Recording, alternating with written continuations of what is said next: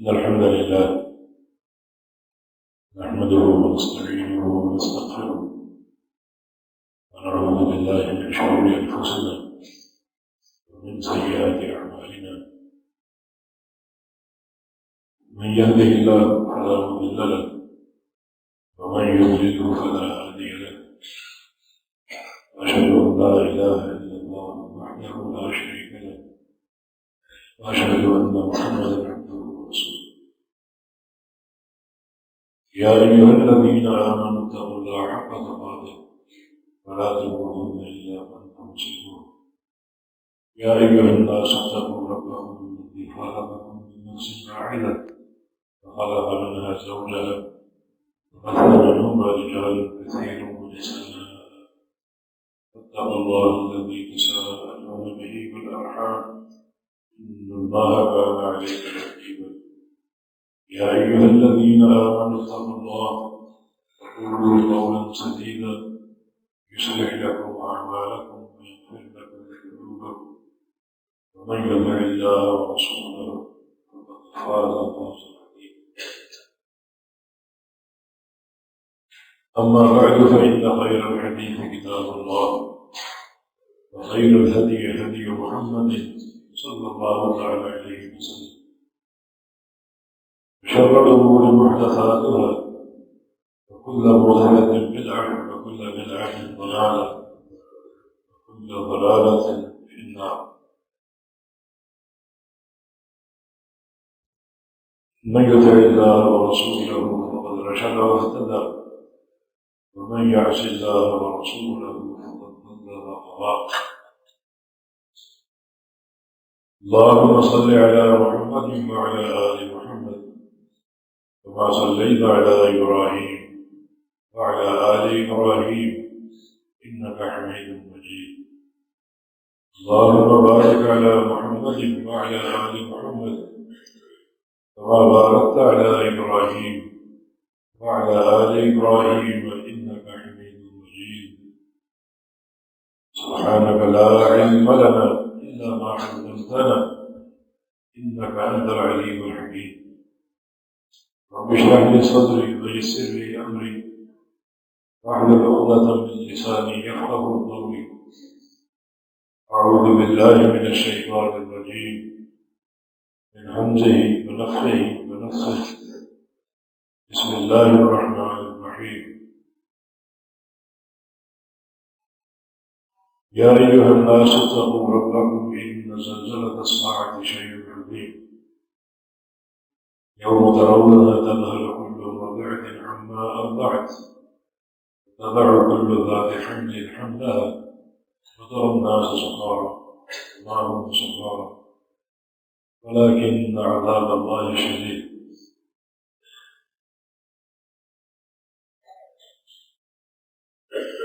کفار قریش نبی علیہ السلام سے قیامت قائم کرنے کا مطالبہ کرتے تھے. مطالبے اس بنا پر کرتے تھے کہ قیامت کا علم نبی علیہ السلام کے پاس نہیں. علمها عند ربی، قیامت کا علم میرے رب کے پاس. محض آپ کو زج کرنے کے لیے اور آپ صلی اللہ علیہ وسلم کو پریشان کر کے ایک حجت قائم کرنے کے لیے. کیونکہ جو اصل مسئلہ تھا، جو نقطۂ اختلاف تھا، کفار قریش کا نبی اسلام پر ایمان نہ لانا اس بنا پر تھا یہ قیامت کا ذکر کرتے ہیں. جو قبروں کے مردے ہیں جن کا جسم سرما بن چکا، وہ دوبارہ کیسے جوڑے جائیں گے، کیسے اٹھائے جائیں گے، اسی بنا پر وہ قیامت برپا کرنے کا مطالبہ کرتے ہیں.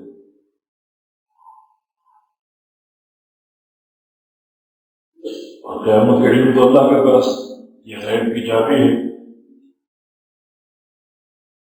کوئی شخص نہیں جانتا قیامت کب قائم ہوگی۔ اس کو غیب کی چابی اس لیے کہا گیا کہ قیامت کے بعد کے احوال کوئی بندہ کیسے جان سکتا، ایک چابی کا علم نہیں ہے۔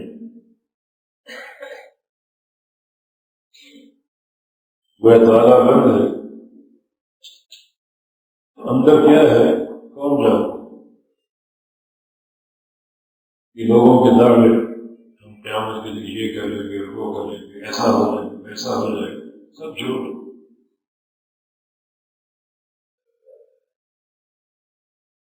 قیامت کب قائم ہوگی یہ غیب کی چابی ہے، یہ کوئی نہیں جانتا، تو قیامت کا بعد کیسے جان سکتا؟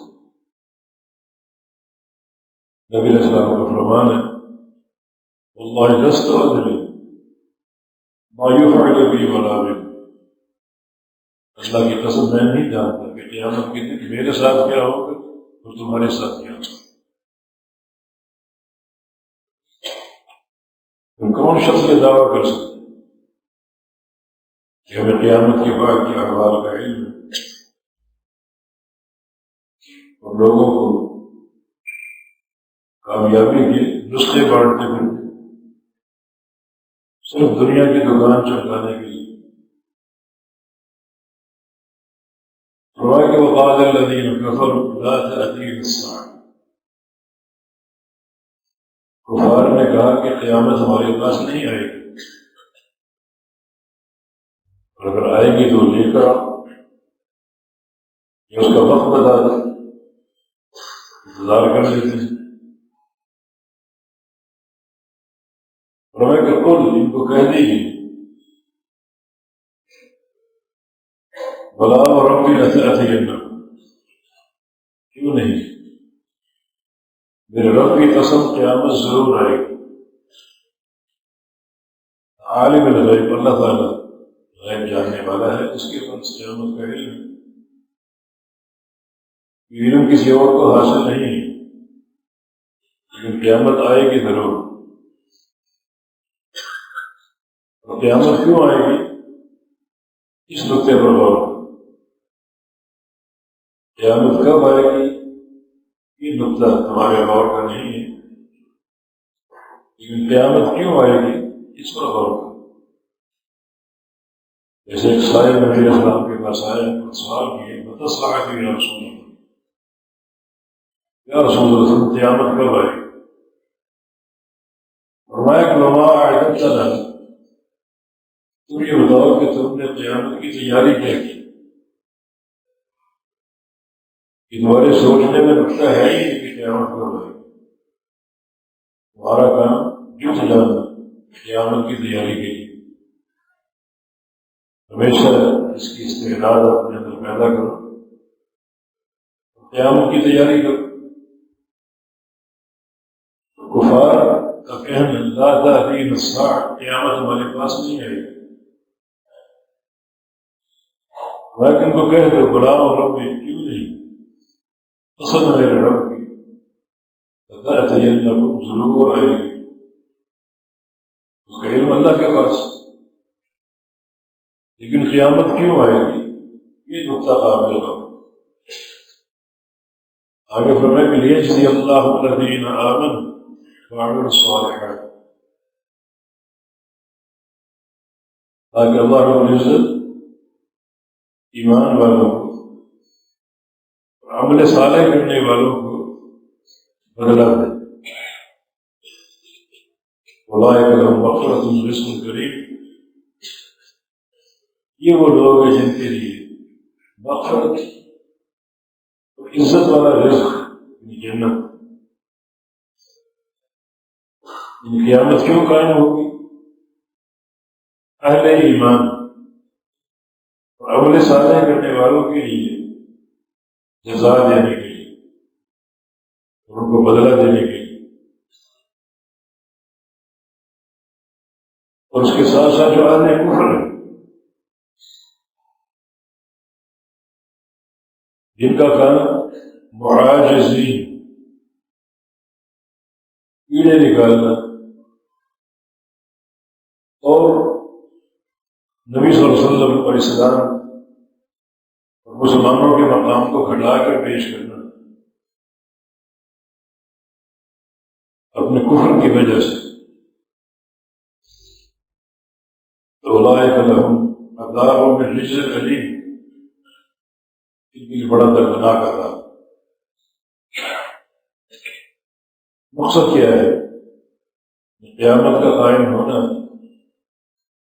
اللہ تعالیٰ کے عدل کی حجت قائم کرنا۔ عدل کیا ہے؟ اہل ایمان کو جنت کی صورت میں دائمی بدلہ عطا کرنا، اہل کفر کو جہنم کی صورت میں دائمی عذاب دینا۔ یہ اللہ کے عدل کی حجت ہے۔ حالانکہ دنیا میں کسی نہ کسی طور بدلہ موجود ہے، فَإِن تَعُدُّوا نِعْمَتَ اللَّهِ لَا تُحْصُوهَا، اگر اللہ کی نعمتوں کو شمار کرنے بیٹھو تو شمار نہیں کر سکتے۔ کفار کو بھی کسی نہ کسی دور عذاب دیا جاتا رہا ہے۔ بعض قوموں کو سفر ہستی سے مٹا دیا گیا، جیسے قوم نوح ہے، اور قوم عاد اور قوم ثمود ہے، قوم لوط ہے، اصحاب الایکہ، اہل بدین قوم شعیب، اور فرعون اور اس کی قوم، انہیں بڑا دردناک عذاب دیا گیا، نسلیں ختم کر دی گئی، تباہ و برباد کر دیا گیا۔ یہ عذاب کافی نہیں، کافی نہیں، یہ اللہ کے عدل کے تقاضے نہیں، اتنا سا عذاب دے کے چھوڑ دیا جن کی حرکتیں ہیں، جن کا کفر و شرک ہے، جن کے گناہ اور معصیتیں ہیں، اتنا سا عذاب ان کے لیے کافی نہیں۔ اللہ کے عدل کا تقاضا یہ ہے کہ ان کے لیے دائمی عذاب، وہ بھی جہنم کا، جس آگ کا کوئی مقابلہ نہیں۔ نارکم ھذہ جزء من 70 جزءا من نار جہنم، جو تمہاری دنیا کی آگ ہے، جہنم کی آگ اس سے 70 گنا زیادہ گرم ہے، جس کی شدت کا تو مقابلہ نہیں کر سکتے۔ یہ دائمی عذاب، یہ اس کا عدل، جن کا کفر اور شرک ہے، جو ان کی حرکتیں ہیں، اتنا سا عذاب کافی نہیں کہ ان کو اور ان کی نسلوں کو صفحہ ہستی سے بٹا دیا گیا، دردناک عذاب دیا گیا۔ بلکہ قیامت کا قائم ہونا اللہ تعالیٰ کے عدل کی حجت قائم کرنا، عدل کی تکمیل۔ اور جو مومن ہیں، نیک عمل کرنے والے، وہ ان کو دنیا میں نعمت حاصل ہوئی، میسر ہوئی، اللہ تعالیٰ نے بڑا نوازا ان کو۔ مگر جو ان کی توحید ہے، جو ان کا عقیدہ ہے،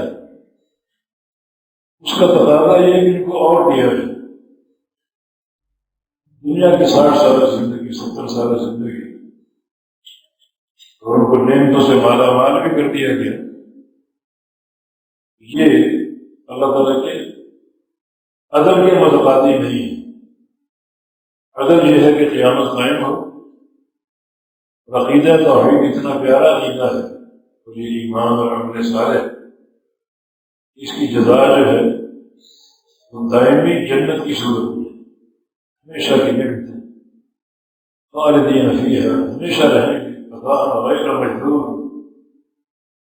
ایسی عطا ان کو میسر ہوگی جس میں کبھی داغا نہیں ہوگا، نہ کبھی کمی آئے گی، جو چاہیں گے ملے گا۔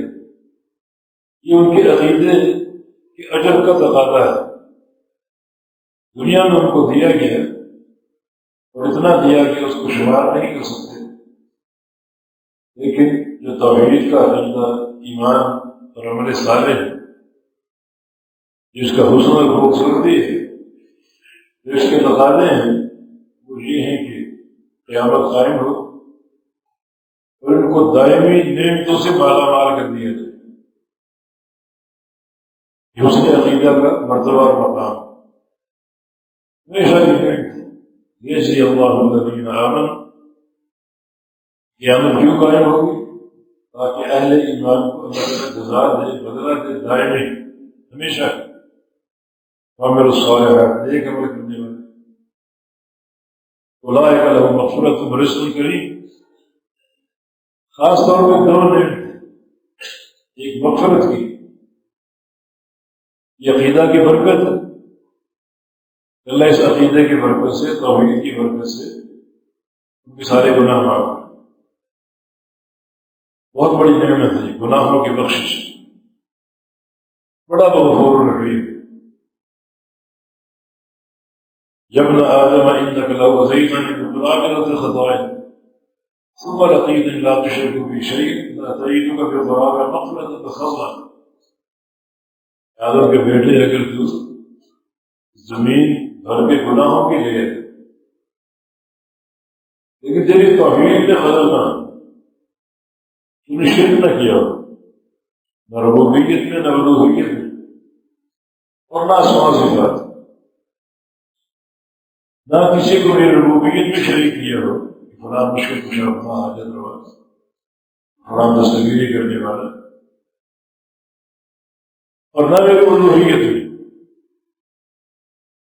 قبروں درباروں پر جانا، سجدے کرنا، طواف کرنا، چادریں چڑھانا، ایسا کوئی شرک نہ کیا. اور نہ میرے ناموں اور صفات میں، اللہ تعالیٰ کے پیارے پیارے نام ہیں، پیاری پیاری صفات ہیں، اور اس کے افعال جو اسی کے لائق ہیں،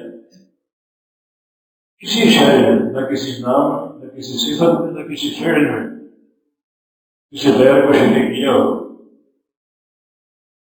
اور باقی تو نے گناہ کر رکھے لیکن شرک کا انتقال نہیں کیا. پختہ توحید موجود ہے ایک معرفت اور ادراک کے ساتھ. أتيتك ببراءة مغفرة وفضل. جو زمین تو گناہوں کے بھر کے لایا تھا، اس زمین کو تیرے گناہوں سے دھو ڈالا اور اس کی جگہ مغفرت اور فضل کے خزانے بھر دو، تجھے عطا کر دو. یہ توحید ہے. مغفرت بہت بڑا اجر و صلہ ہے کہ اللہ گناہوں کو معافی کرے. اور اس مغفرت کی اساس عقیدہ توحید، سچا توحید کا ادراک اور معرفت.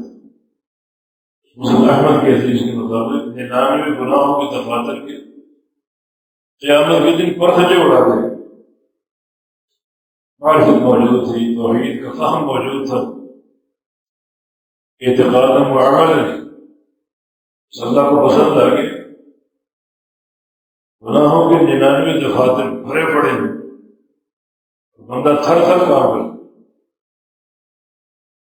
اور اس کو اس نیکی کا علم بھی نہیں تھا. اللہ اپنے عرش سے ایک پرچی نکالے گا، یہ میرے بندے کی نیکی میں نے محفوظ کر رکھی تھی، اگر اس نیکی کو تولو اس کے 99 دفاتر کے ساتھ تولا جائے. بندہ اب تک کام کرے. اگر اینل بتاؤ تو سجلات ہے، ایک چھوٹی سی پرچ ان دفاتر کا مقابلہ کیا کرے. بتاتا آج کی لغت میں اس سم کو بولتے ہیں، موبائل فون کی سم. بتاؤ چھوٹی سی ان 99 دفاتر کا کیا مقابلہ کرے. اللہ فرمائے گا وزن میرے بندے، جاؤ اپنے وزن کو دیکھو، خود دیکھو، مشاہدہ کرو. عبدی کہنے نہیں اس کی بخشش کا راستہ کھولے گا. میرے بندے، اللہ کسی کو میرا بندہ کہتے بڑا ہی رحمت کا انداز ہے. یہ بندے کے لیے شرف کی بات ہے کہ اللہ تعالیٰ اسے اپنا بندہ کہتے. میرے بندے جاؤ تمہارا وزن دیکھو، فرمایا کہ ثقلت البطاقہ بطاشت السجلہ، کوئی چھوٹی سی پرچی بھاری پڑ جائے گی اور اس کے مقابلے میں 99 دفاتر ہلکے پڑ جائیں، اوپر کو اڑنے لگے گی. رائے کا لوگ وقف ہے، یہ بڑی ٹھوس اور قوی بنیاد ہے. جو بندے قیامت کے دن اپنی ہلاکت کو یقینی قرار دے رہے ہوں گے، اور ان کی توحید، ان کی معرفت، ان کا ادراک ان کی بخشش کا ذریعہ بن جائے، تو قیامت کیوں قائم ہوگی؟ ایسے بندوں کے لیے اللہ کے عدل کی حجت قائم کرنے کے لیے، جنہوں توحید کو سمجھا، عقیدے کو پہچانا، ان کے قلوب و اذہان نور توحید سے منور ہو گئے. دنیا میں کوئی نہیں جانتا تھا کیا ان کا بنے گا. لوگ تو سمجھتے ہوں گے 99 گناہوں کے دفعہ اتنا بڑا گناہ گار کیا بنے گا اس کو.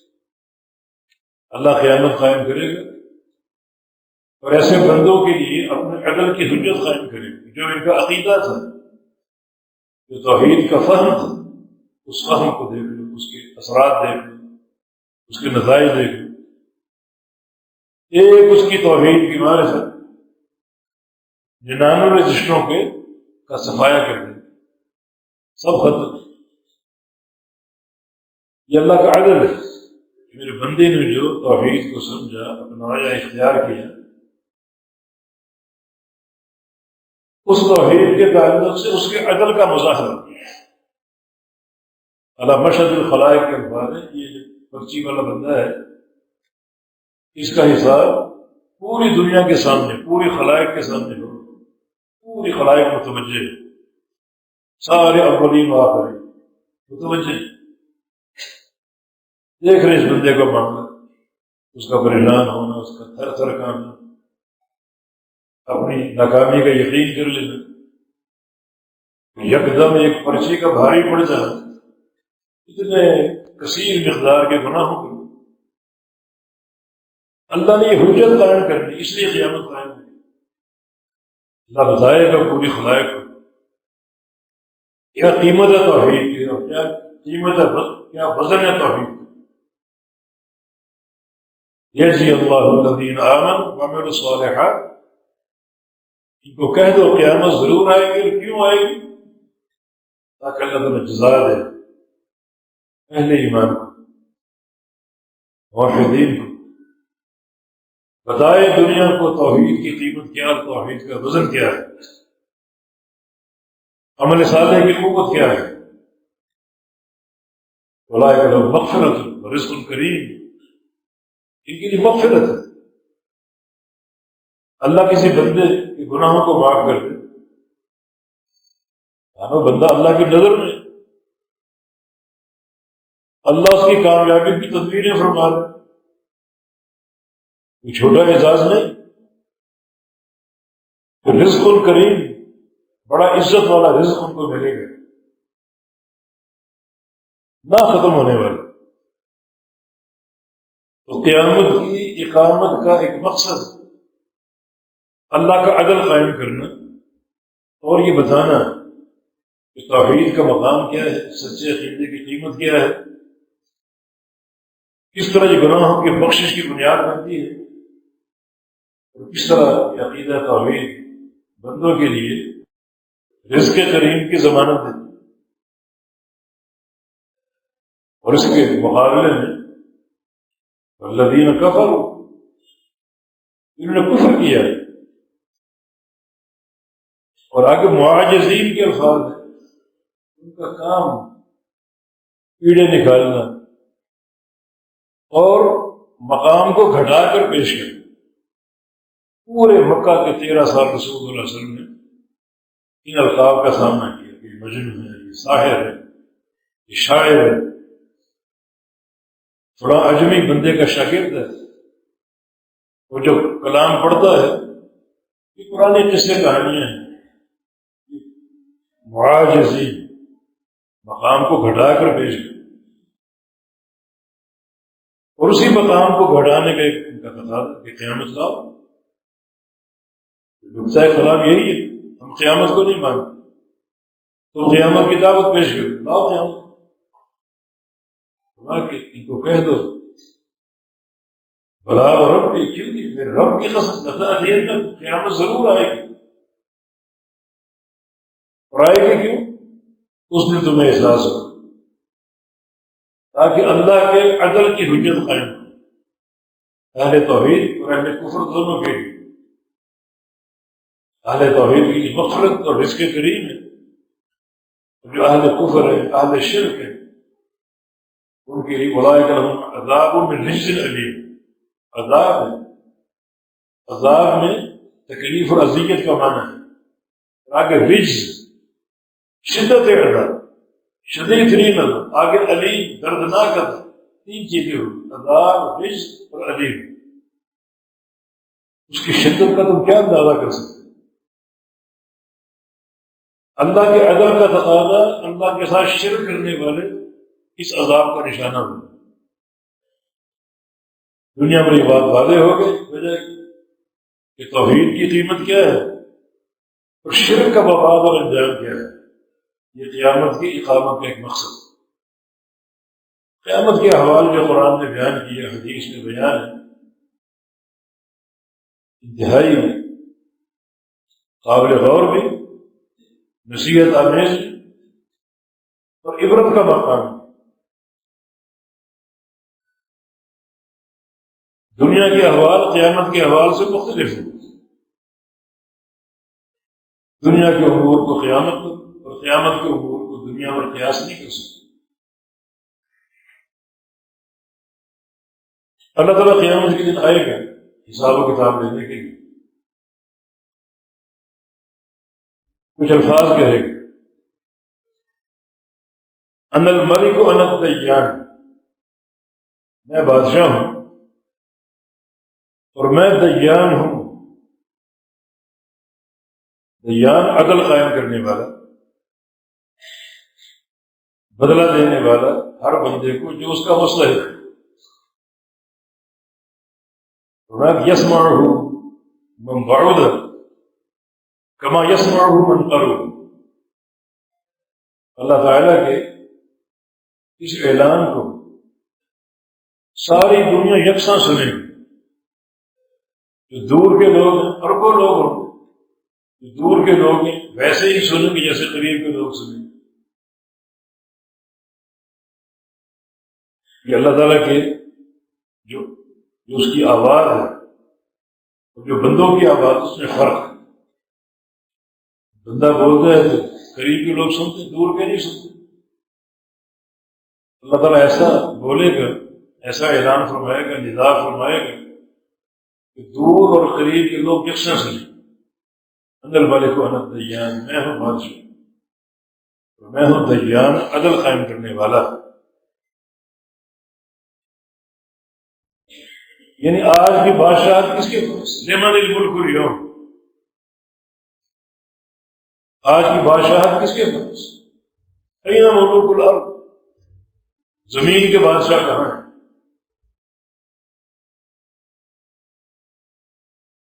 آج وہ بادشاہ کہاں ہیں؟ بادشاہ بھی الگ سے اسٹیج پر نہیں بیٹھے ہوں، اپنی رعیت کے بیچ میں کھڑے ہوں پوری ذلت اور مسکنت کے ساتھ۔ کہاں ہے زمین کے بادشاہ؟ میں بادشاہ ہوں، مانا زمین میں بادشاہت تھی، آج بادشاہ صرف میرے پاس۔ اللہ تعالیٰ زمین کا بادشاہ بھی تھا، دنیا کا بادشاہ بھی ہے، آخرت کا بادشاہ بھی، مگر آج کی بادشاہت میرے پاس ہے۔ اور آج وہی لوگ کامیاب ہوں گے جو دنیا کی بادشاہت کو سمجھتے ہیں۔ دنیا کا بادشاہ بھی میں ہوں، قیامت کا بادشاہ بھی میں ہوں۔ دنیا کا بادشاہ ہونے کا معنی یہ کہ اس کی بادشاہت کے تعلق سے دو چیزوں کو قبول کرنا اور جھک جانا۔ اللہ تعالیٰ کی بادشاہت جو ہے اس کا تقاضا ہے کہ حکم اسی کا ہے، کسی اور کا نہیں ہے۔ حکم کی دو قسمیں، ایک حکم قدری، دوسرا حکم شرعی۔ تقدیر کا حکم بھی اللہ کے پاس، کسی اور کے پاس نہیں ہے۔ اللہ نے حکم لکھ دیا ہے،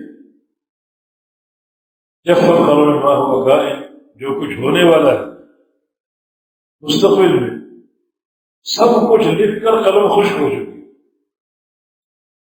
ان ربک فرغ من العباد، تیرا رب بندوں کے فیصلے سے فارغ ہو چکے، لکھ چکے۔ یہ تقدیر کا معاملہ، لوح محفوظ کا معاملہ، بندہ اس پر ایمان لائے کہ اللہ کے ہاتھ میں۔ کوئی شاعر اگر کہے نبی علیہ السلام کو مخاطب کر کے لوح بھی تو اور قلم بھی تو، اس کی بکواس ہے محض۔ لوح اللہ کی ہے، قلم بھی اللہ کی، تقدیر بھی اللہ کی، فیصلے بھی اللہ کی۔ شعراء میں بڑا غلو ہوتا ہے۔ ہمارے علامہ اقبال صاحب بھی کہتے ہیں کہ نگاہ مرد مومن سے بدل جاتی ہے تقدیر۔ میں اس اللہ کو اللہ نہیں مانتا کہ وہ ایک تقدیر لکھے اور ایک مرد مومن کی نگاہ اس کو تبدیل کرے، اللہ کی شان کے خلاف، اس کی الوہیت اور ربوبیت کے خلاف، اس کی توحید کے تقاضوں کے خلاف۔ اس کو ایسا بادشاہ مانو کہ وہ تقدیر کے سارے فیصلے کر چکے اور ویسا ہی ہوگا۔ مانو یا نہ مانو، ہوگا ویسے۔ اس نے کب پیدا ہونا ہے، کب مرنا ہے، کتنا کھانا ہے، کتنا پینا ہے، ایک ایک دانہ تک لکھا ہو، کتنے دانے کھانے، آٹے کا ایک ذرہ تک لکھا ہو، کتنا آٹا تمہارے پیٹ میں جائے گا، شقی ہے، سعید ہے، کامیاب ہے یا ناکام ہے، سب لکھا ہو۔ مانو یا نہ مانو، ہوگا وہی۔ وہ بندے انتہائی خوش نصیب ہے جو اللہ تعالیٰ کے امر قدری کے سامنے جھک گئے۔ اور جھکنے کا ایک لازمی اثر یہ ہے کہ ہر معاملہ اللہ کی تقدیر میں ڈال دیں، ایسے لکھا ہوا ہے۔ کسی دن پہ شر پہنچے، نقصان پہنچے، وویلا نہ کرے، صبر کرے، یہ تقدیر کا فیصلہ اللہ نے یوں ہی لکھا ہوا تھا۔ نعمت ملے، کامیابی ملے، یہ کہہ کر کہ آپ کی دعا کا نتیجہ تقدیر پر ایمان کے منافی، میرے رب کا فضل، اس کا فیصلہ، اس کی تقدیر۔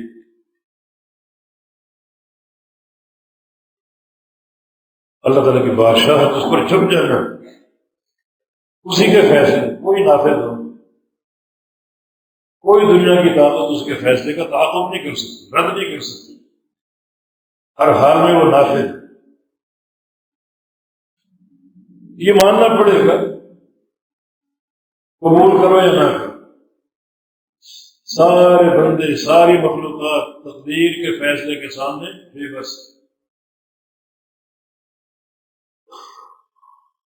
قبول کر لو گے، یہ سچے ایمان کی شہادت، سچے ایمان کی 6 بنیادیں: اللہ پر ایمان، فرشتوں پر، رسولوں پر، کتابوں پر، تقدیر پر اور آخرت۔ کسی ایک امر میں کمی آ جائے، یہ کفر ہے ایمان کے ساتھ۔ من یکفر بالایمان فقد حبط عمله، جو بندہ کفر کر بیٹھے ایمان کے ساتھ، اس کے سارے عمل برباد۔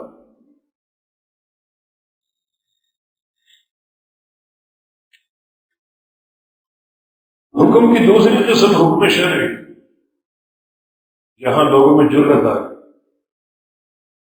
خوش نصیب وہ لوگ ہیں جو حکم شرعی میں بھی اللہ کے سامنے جھک جائیں۔ اللہ کے سامنے جھکنے کا معنی رسول کی دعوت کو قبول کرنا۔ حکم شرعی، حکم قدری میں تم سب مجبور اور بے بس، حکم شرعی میں تم کو اختیار دیا گیا کہ قبول کرو یا نہ، یہ راستہ جنت کا، یہ راستہ جہنم کا۔ انا ہدیناہ السبیل اما شاکرا واما کفورا، راستہ ہم نے دکھا دیا، انبیاء کی دعوت کے ذریعے حجت قائم کر دی، چاہے تو جنت کا راستہ اپنا لو، چاہے جہنم کا راستہ۔ انسانوں کو آزادی دی گئی، حریت دی گئی، حالانکہ دنیا میں بادشاہت اللہ کی، مگر یہاں آزادی دی گئی، جس راہ کو چاہو منتخب کرو۔ یہ بات معلوم ہے، بندہ جو راہ منتخب کرے گا وہ اللہ کی مشیت سے ہٹ کر نہیں ہو۔ یہ تقدیر کے مسئلے کی پیچیدگی، حدیث میں جب تقدیر پر بات چلتی ہے یہاں تک پہنچ جائے تو اپنی زبانیں بند کر دیں۔ تقدیر اللہ کا علم ہے، اللہ کا راز ہے۔ یہ راز نہ کسی نبی کو معلوم ہے، نہ کسی فرشتے کو معلوم ہے۔ یہاں خاموش ہو جائے، دعوت واضح کر دی گئی، جنت جہنم کا راستہ کھول کے بتا دیا گیا، تمہیں آزادی دے دی، یہ تمہارا امتحان ہے، اس راہ کو منتخب کرتے ہو۔ مگر جس راہ کو منتخب کرو گے وہ اللہ کی مشیت سے ہٹ کر نہیں، یہ سمجھ لو کہ دنیا اللہ کا وہ کارخانہ ہے جس میں اس کی مشیت کے بغیر کچھ نہیں ہوگا، ہر چیز اس کی مشیت کے تحت۔ کیوں کا سوال نہیں، مثلا کسی بندے کے بارے میں اللہ کی مشیت یہ ہو کہ یہ جہنم میں جائے، یہ جہنم میں جانا چاہیے اس کو، اور کسی بندے کے بارے میں مشیت ہو کہ جنت ہی، یہاں کیوں کا سوال کوئی نہیں کر سکتا، بس یہ اللہ کا راز بس۔ ہو سکتا قیامت کے لیے راز کھل جائے، اللہ خود کھول دے، تو دنیا میں کوئی نہیں جانا۔ دنیا میں کرنے کا کام یہ کہ جو اللہ کا حکم شرعی ہے اس کے آگے جھک جائے۔ حکم شرعی کے مقابلے میں اگر اپنی رائے پیش کرو گے، بزرگوں کی باتیں پیش کرو گے، باپ دادا کی باتیں پیش کرو گے، یہ جو صرف انسان کے اندر ہی ہے بس، باقی مخلوقات میں نہیں۔ اتنی جسارت انسان ہی کر سکتے، بجائے حکم شرعی کے آگے گردن جھکانے کے حکم شرعی کا مقابلہ کر، یہ مقابلہ بربادی ہے۔ جھک جاؤ اللہ کے امر کے سامنے۔ یہی دعوت نوح علیہ السلام کے اپنے بیٹے کو تھی، یا بولیں گے کم پڑھ میرے بیٹے، یہ اللہ کی وحی کا فیصلہ تجھ تک پہنچا رہا ہوں، ہمارے ساتھ سوار ہو جاؤ۔ آج کے بجائے کشتی میں سوار ہونے والوں کے لیے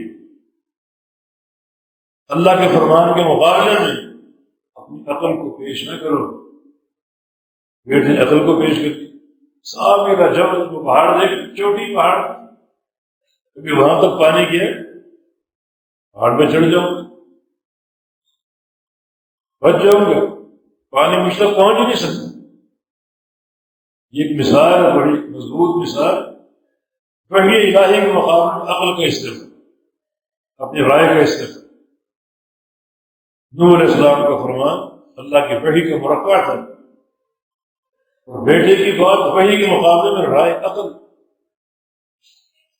تو کیا ہوا؟ آخر تک جہاں جہاں کوئی کافر موجود تھا، ایک خاتون کا ذکر، وہ اس کے گھر کی دو منزل، دو چھتیں تھیں، اس نے کہا اوپر کی چھت پہ پانی آئے گا، پانی آہستہ آہستہ پہنچ گیا۔ چھت سے بولا کہ ایک پہاڑ تھا، اس میں چڑھ گئی، پہاڑ تھا بہت ہی اونچے، یہاں پانی کی رسائی ہے ہی، پانی وہاں بھی پہنچ گیا۔ پہاڑ کی چوٹی پر ایک درخت تھا بہت اونچا، اس میں چڑھ گئی، پانی وہاں بھی پہنچ گیا۔ گود میں بچہ تھا، بچے کو اٹھا لیا، اس طرح بچہ بچ، بڑا ترحم آمیز منظر ہے۔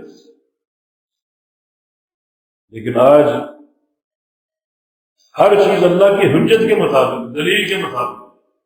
آج کی نجات ان کے لیے کشتی میں سوار ہو، بس ان میں جانور بھی تھے طرح طرح کے، سارے جوڑے سوار ہو، نبی زیادہ سوار نہیں ہوئے، تعویل کے راستے کھول دیے، عقل کا استعمال کیا۔ بھائی سعادت کا راستہ یہ ہے جو اللہ کا امر شرع اس کے سامنے جھک جائے، بس امر قدری کو بھی قبول کرو، امر شرعی کو بھی قبول کرو۔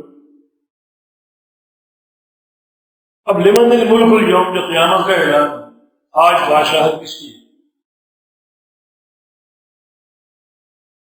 اب خود ہی فیصلہ کر لو کون کامیاب ہو، اس بادشاہت کو ماننے والا کون؟ یہ قبول کرنے والا ہی کامیاب ہے، بس۔ قیامت کی اور دنیا کی بادشاہت کا فرق یہ ہے کہ دنیا میں اللہ بادشاہ ہے، مگر ایک ابتلاء کے طور پر آپ کو اختیار دے رکھے، چاہو چلو، جو راستہ چاہے منتخب کر لو، ولہ ما تولا، جس راہ پر چلو گے ہم اور راستہ کھول دیں، کہاں تک چلتے، ڈھیل تک دے دیں۔ دنیا میں اختیار، قیامت کے دن کوئی اختیار نہیں،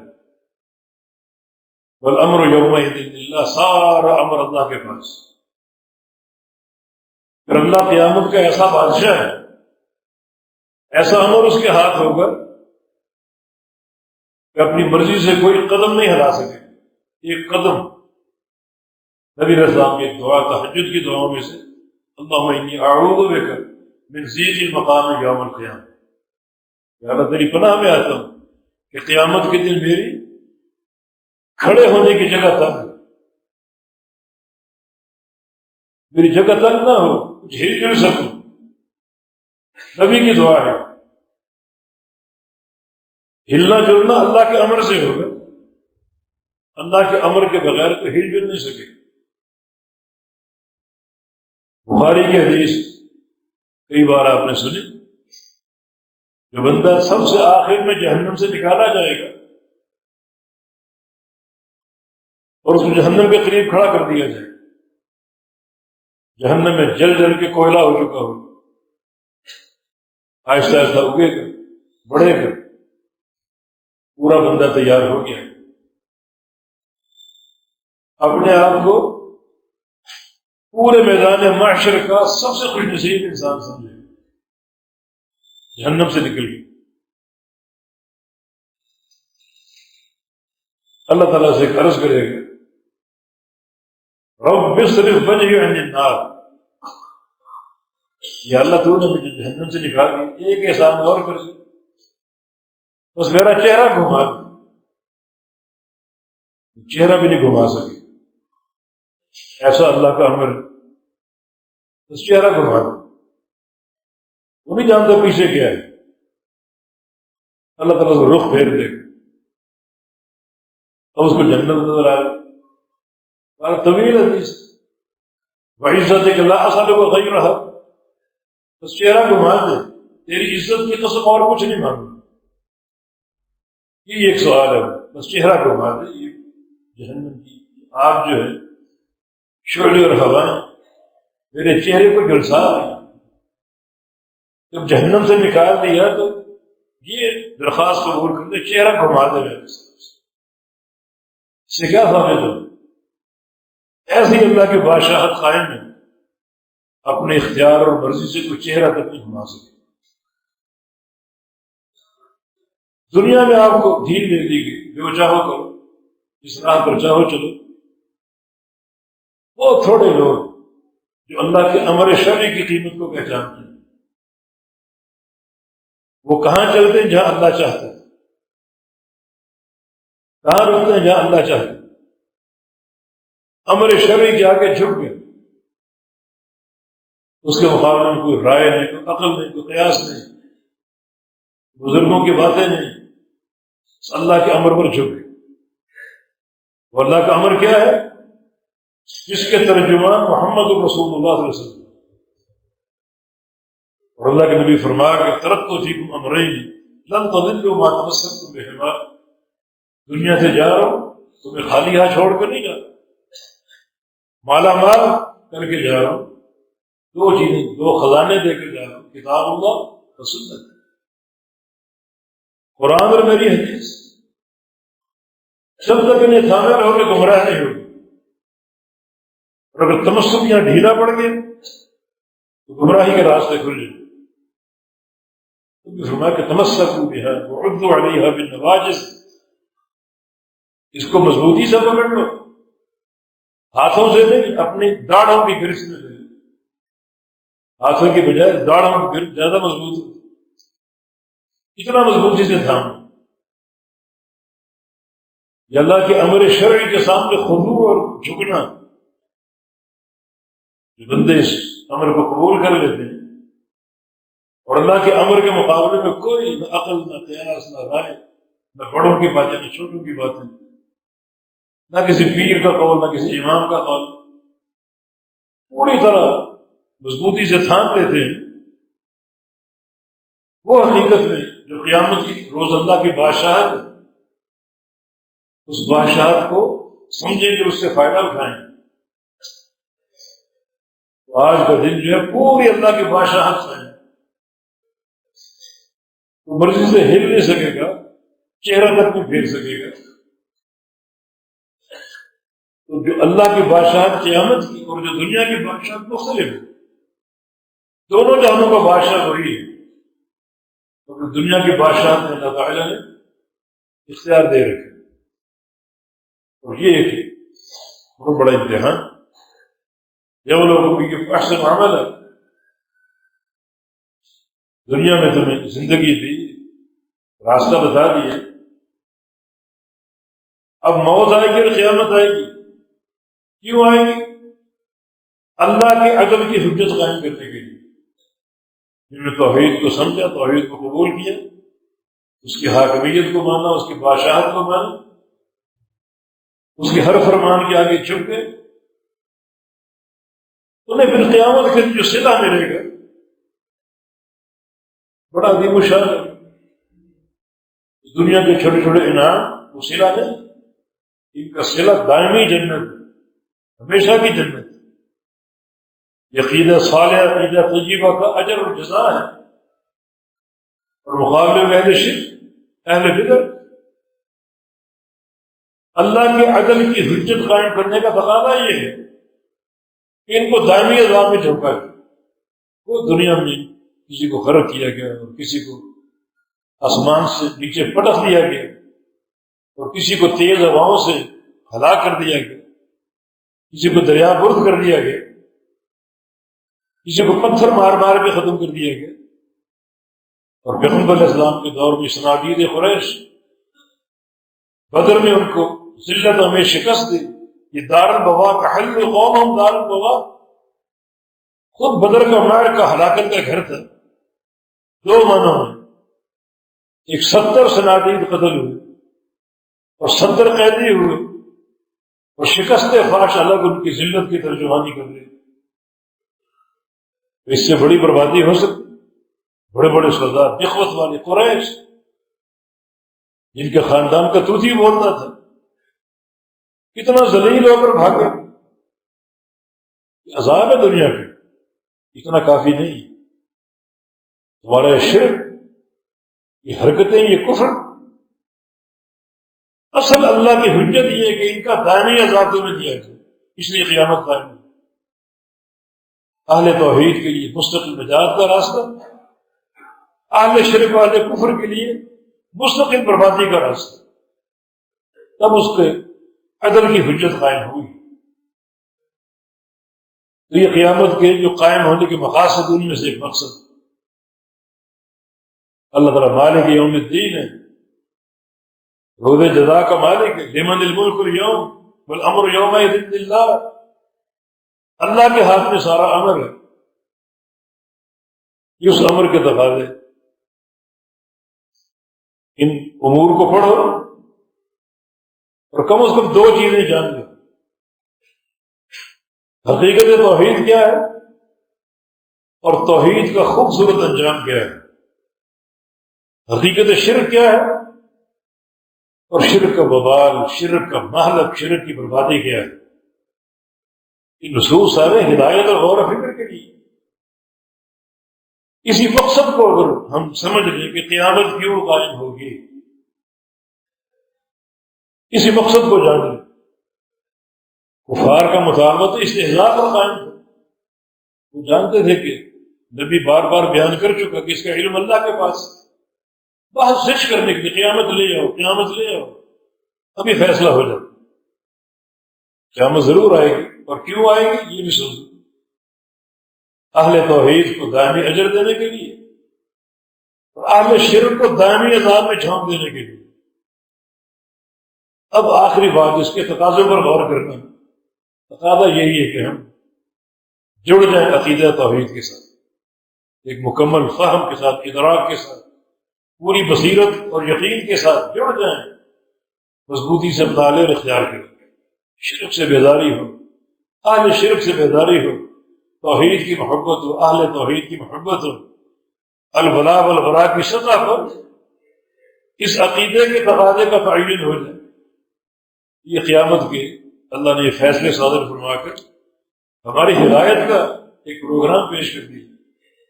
اخروی معاملے پر غور کر لو، اخروی انجام میں دائمی نعمتیں کس کے لیے ہیں اور دائمی عذاب کس کے لیے ہیں، اس کے تقاضے پر غور کر اس کو قبول کر لو۔